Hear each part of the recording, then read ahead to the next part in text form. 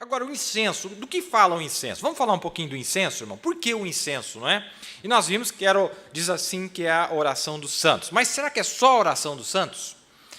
Engloba muita coisa, se você quiser anotar, porque quando os magos vieram a adorar ao menino Jesus, um dos itens que eles trouxeram para ele foi o incenso. Vocês lembram lá na Bíblia? Eles trouxeram mirra, ouro e incenso. Um deles foi o incenso. E o profeta fala um pouquinho aqui na mensagem, a grande luz brilhante. Ele fala aqui para nós, e eles ofereceram incenso. É um perfume muito caro. E eles arrumaram o melhor que eles conseguiram. O que significava o incenso?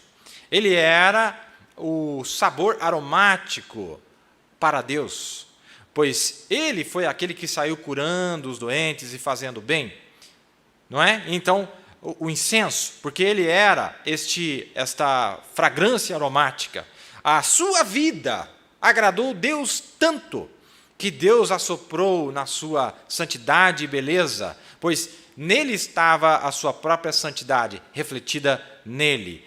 Se nós pudéssemos ser esta fragrância aromática, esse cheiro aromático, se a santidade de Deus pudesse ser refletida em nós, a tal ponto que nós saíssemos fazendo bem, como Jesus de Nazaré, a tal ponto que fosse esse cheiro aromático para o Senhor.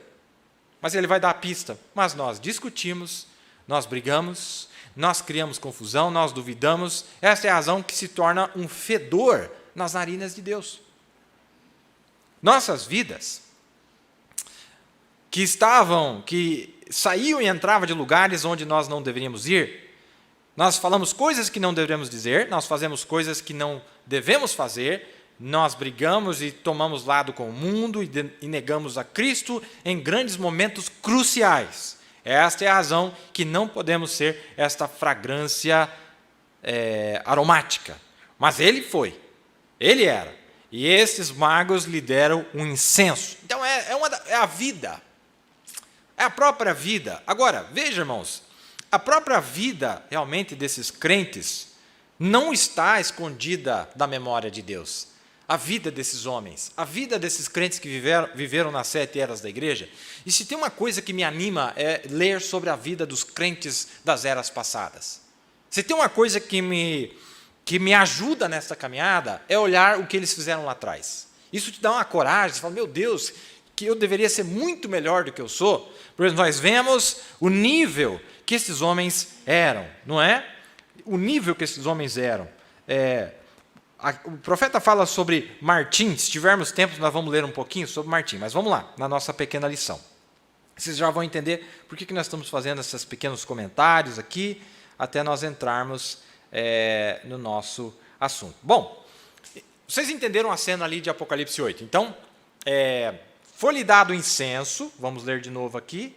Foi-lhe dado incenso. Eu sei que eu estou repetindo, mas vai ser importante. Diz assim: e veio outro anjo e pôs-se junto ao altar, tendo o incensário de ouro. E foi-lhe dado muito incenso.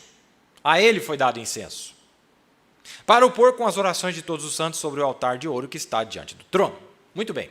Neste livro aqui, o profeta diz o seguinte, que os verdadeiros mensageiros de Deus, em todas as eras, a primeira coisa que eles faziam, quando eles recebiam a luz de Deus, eles corriam, achavam homens, treinavam esses homens e passavam a luz para eles, e eles saíam propagando a luz do Evangelho por onde eles passavam. Não é isso? Vocês lembram de ter lido isso? O profeta disse que ele passava esta luz. Então, veja, agora nós vamos falar de uma cena muito maravilhosa, muito bonita. Nós aqui nesta era, nós tivemos um homem, um mensageiro que Deus enviou, não é? E ele trouxe o verdadeiro incenso. O que é um incenso? É a vida de Cristo. É a vida de Cristo, amém? Olha que bonito.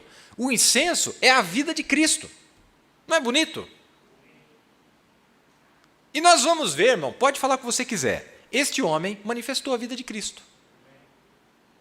Não é verdade? Ele não retalhava, ele não falava mal de ninguém. Ele era exatamente como Cristo. Por quê? Porque Cristo estava manifestado na sua vida. Aí você diz, é verdade. Mas sabe o que ele fez, irmão? aqui diz que ele colocou com as orações dos santos, mas aqui, é metade do quadro aqui. Porque lá em Apocalipse 5, você vai ver que é a mesma cena. Este incenso que está aqui, ele passa para os ministros. E falou, olha, vocês agora começam a oferecer. Vocês ofereçam isto. Olha que bonito. É representado pelo seguinte quadro.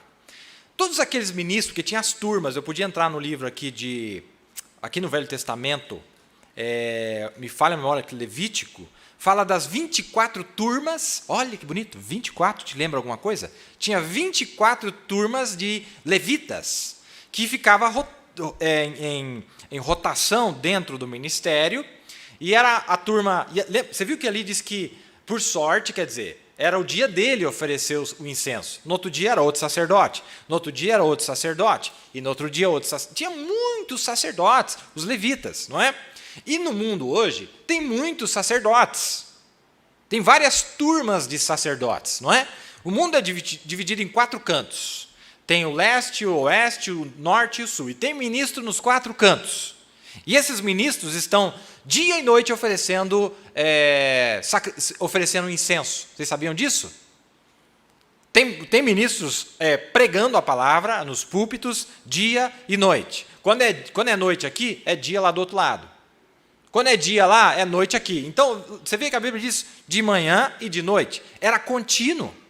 Esses ministros operando e oferecendo incenso. E a fumaça subia. E o povo vivendo a vida lá, né? O povo vivendo a vida lá, oferecendo o seu sacrifício, a sua vida, mas o ministro estava ali balançando o seu incensário, e não é literal agora, irmão, igual nós vemos os sacerdotes ortodoxos com o incensário literal e a fumaça. A fumaça, irmão, é a vida de Cristo sendo pregada, sendo projetada sobre o povo para que eles possam receber aquela unção, para que Deus possa sentir o cheiro da vida do povo, através do sacrifício oferecido. Vocês estão entendendo? Agora, olha que bonito. Nós estamos vendo aqui esta cena maravilhosa. Então, voltando ao nosso pensamento. Então, todos os dias do ano tinha lá o ministro. Oferecia de manhã e à tarde. Só que aí tinha um sacerdote no dia da expiação, no dia 10 do mês 7, uma vez por ano, e ele era o sumo sacerdote, amém? Porque tem o sacerdote normal e depois tem o sumo sacerdote. Então, nós temos os sacerdotes normais e depois nós temos o profeta. Aí você fala, não, mas o profeta, meu Deus, agora você está... Não é Cristo que estava tanto no sumo sacerdote, quanto Cristo que estava representado no sacerdote. É tudo Cristo. É o Espírito de Deus em seu povo, em todas as classes que Deus tem dentro de sua igreja. Então, nós temos aqui, dizendo aqui, vamos ver se você entende o ponto que eu quero chegar. Esse anjo foi-lhe dado muito incenso para o pôr com as orações de todos os santos sobre o altar de ouro que está diante de Deus. Quando você vai para... Abra sua Bíblia em Apocalipse 5. E a nossa Bíblia em Apocalipse 5, como você já tem visto aqui nos nossos estudos,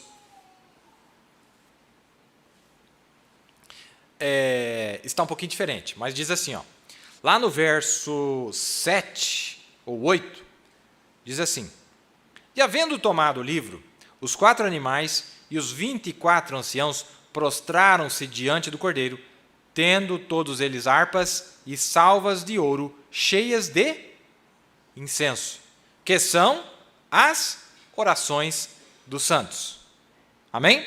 Então nós temos os grupos aqui, nós temos todas essas turmas. Veja, assim que o mensageiro chega, o que o mensageiro faz? O incenso que ele recebeu da presença de Deus, a revelação de Cristo que ele recebe, ele passa para os ministros.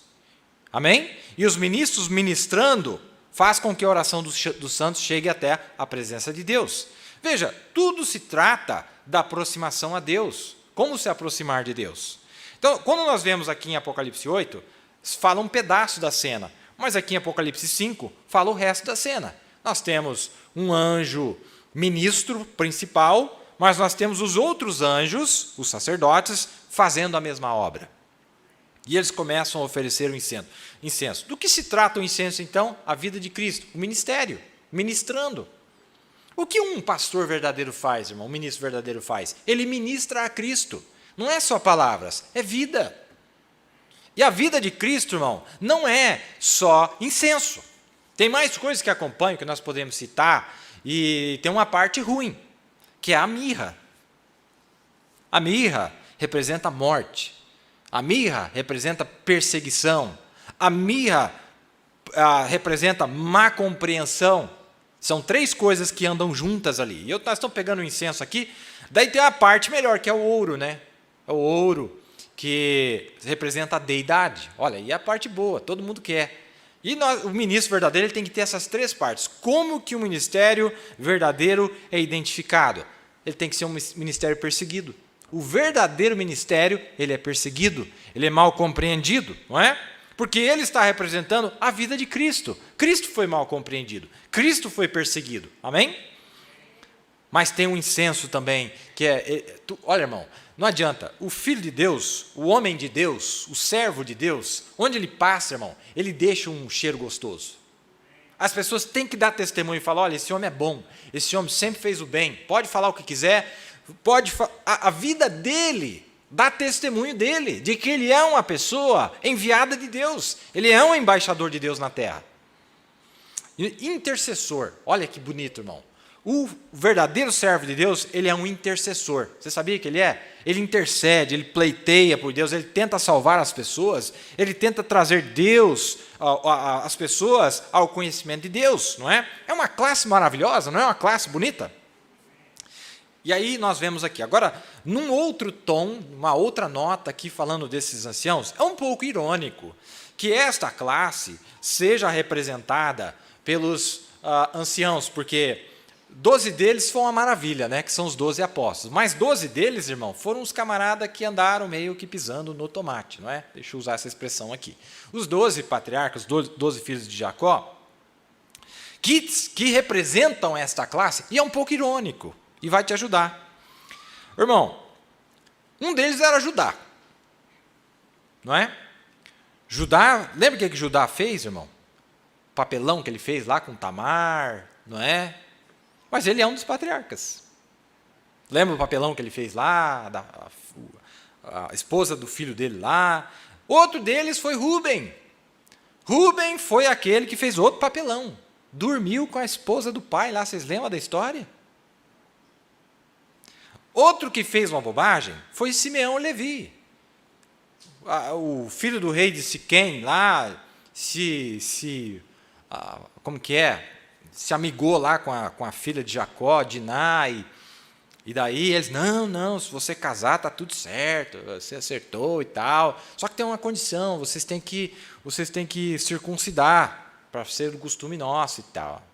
Aí eles circuncidaram, toda a cidade, todos os homens da cidade circuncidaram, porque naquele dia não tinha anestesia, né? Então era tudo feito na base do facão. E aí fizeram as cirurgias, não é? E no terceiro dia, porque sempre assim, o terceiro dia é o pior dia, quando dói mais, que a coisa está começando a curar e tal. Aí, irmão, eles tinham prometido que não ia mexer. Aí ninguém conseguia lutar. Quem consegue lutar depois de uma cirurgia daquela? Quem consegue levantar da cama? Ninguém consegue. Eles entraram lá dentro, Simeão e Levi, e mataram todo mundo. Mas esses dois são patriarcas. Não é? E podemos passar aqui o resto do dia citando aqui. Mas é meio irônico, não é? Contudo, eles representam essa classe. Então tem que tomar cuidado, irmão. O homem comete erros. Não quer dizer que Deus não escolheu ele. O homem comete erros, mas não quer dizer que Deus não escolheu ele, não é? Não é maravilhoso? Vamos mais um pouquinho só aqui, vai ser curto.